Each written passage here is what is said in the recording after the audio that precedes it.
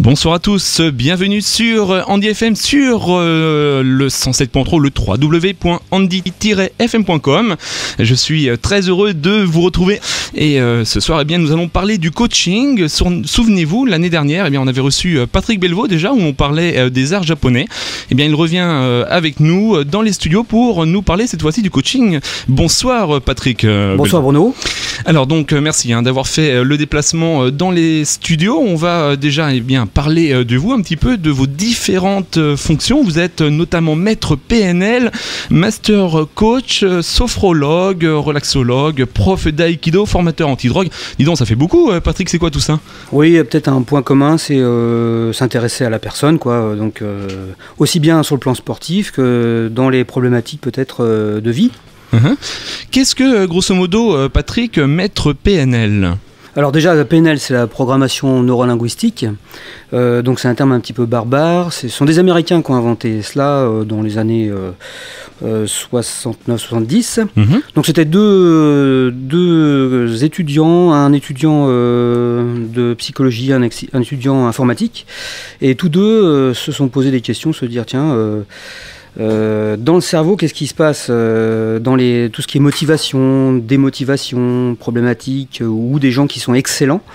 Donc ils se sont posé des questions, ils se sont dit tiens, pourquoi pas penser comme des programmes, donc l'idée d'être programmé, de s'être programmé, et des programmes négatifs comme positifs. Donc ils ont étudié et ils ont commencé par étudier des cassettes vidéo de leaders, de gens charismatiques, alors aussi bien poétiques, religieux, militaires même. Et ils ont été chercher donc tous ces points communs chez des gens qui arrivent à être dans le positif et essayer d'envoyer de l'énergie donc autour de soi. Et bien sûr, ils ont étudié également le contraire. C'est des gens qui sont justement qui se sabotent, qui n'arrivent pas à avancer dans leur projet. Et ils en ont fait une théorie. Et depuis ces années-là, ils ont fait la technique PNL, donc qui est maintenant arrivée à la PNL de 3e degré déjà. Donc ça a pris de l'ampleur. Et ce sont des outils propres à certains coachs dont je fais partie. Alors justement, Patrick Belvaux, qu'est-ce que le coaching d'une façon générale ? Alors, c'est assez difficile de donner une définition, parce que ça scinde tout de suite, ça ferme dès qu'on définit quelque chose. Mais bon, pour moi, quand on me pose la question, j'ai trouvé quelque chose d'assez simple. C'est un ensemble de techniques qui permettent de clarifier et d'aider une personne à atteindre ses objectifs. Voilà. Par contre, ça c'est très simpliste, on va dire. C'est vaste. Moi, je me suis amusé à regarder un petit peu avant d'arriver vous voir sur Wikipédia, sur Mediadico, sur Wikipédia qui est pas si mal. Donc c'est un peu plus long. C'est accompagnement professionnel personnalisé permettant d'obtenir des résultats concrets et mesurables dans la vie professionnelle et ou personnelle. À travers un processus de coaching, la personne coachée approfondit ses connaissances et améliore ses performances. Ça, c'est Wikipédia. Une deuxième définition, autant de dictionnaires, autant de définitions.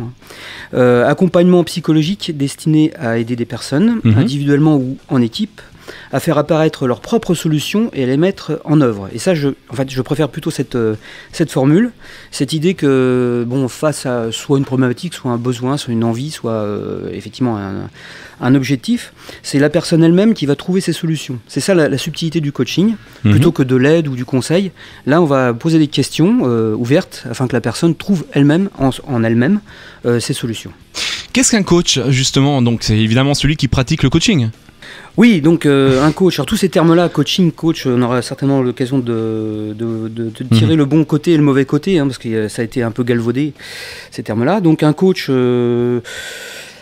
j'ai envie de définir un coach comme par son opposé, c'est-à-dire que c'est pas un conseiller, c'est pas quelqu'un qui va donner des conseils, c'est pas un mentor comme on dit. Un mentor, c'est quelqu'un qui a déjà effectivement a réussi l'objectif de la personne, du coaché, et qui donne des conseils. Donc c'est pas du tout cela.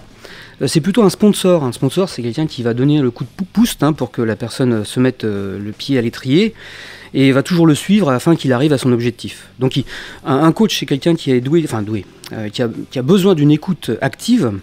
Donc écoute active, c'est comprendre, pas écouter simplement avec les oreilles, mais aussi par les yeux. Comprendre les silences, comprendre, c'est pas de l'interprétation non plus, mais essayer de capter toutes les informations par tous les sens d'une personne pour rentrer dans son monde et donc trouver les bons termes afin qu'il se mette en mouvement dans sa direction à lui. Allez-y, vous voulez peut-être rajouter quelque oui, chose. simplement, donc un coach, c'est quand même quelqu'un aussi qui a fait les études de coach, hein, faut pas l'oublier. Et c'est là que ça gratte un petit peu. Oui, on en parlera. Voilà, il y a beaucoup de gens qui se disent coach et puis en fin de compte n'ont pas de cursus particulier. Et le cursus, c'est justement, on vient d'en parler tout à l'heure de la PNL par exemple, hein, il y a d'autres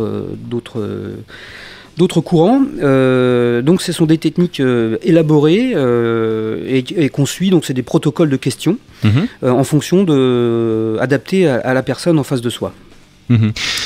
C'est quelque chose d'assez nouveau, Patrick, le coaching. Comment se fait-il finalement que maintenant les gens se tournent de plus en plus vers ce concept ?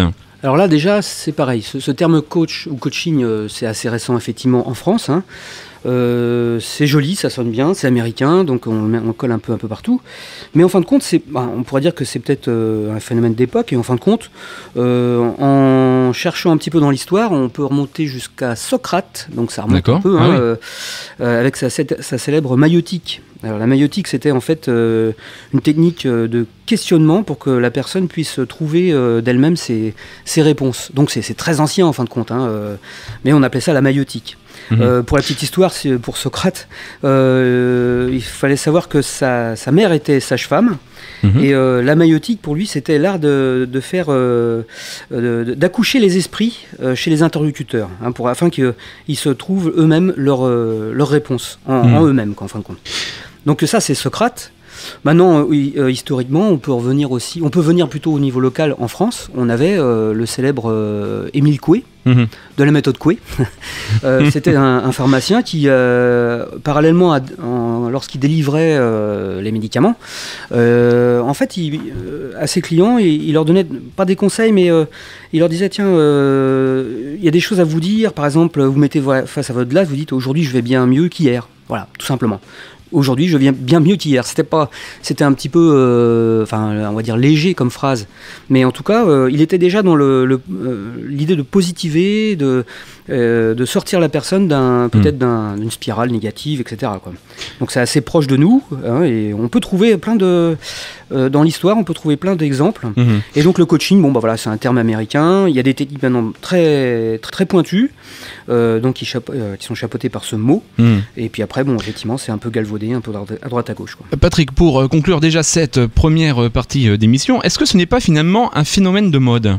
Disons que on arrive à une époque où on s'occupe de soi, quoi. Il y a une période, c'est une période où on a les loisirs, on a plein de choses et on s'occupe de plus en plus de soi, alors qu'il y a quelques années, il y a une vingtaine, trentaine d'années, c'était le travail, maison, voilà. Et là, le fait que le coaching existe, hein, et que les gens savent ce que c'est, on essaie d'aller un peu plus loin dans nos envies, dans nos besoins.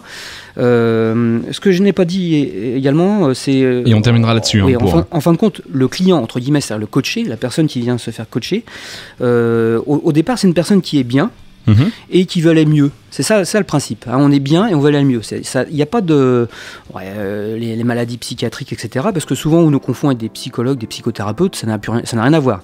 C'est quelqu'un qui est bien et qui veut aller mieux. Voilà. Vous êtes sur le 107.3, on parle du coaching.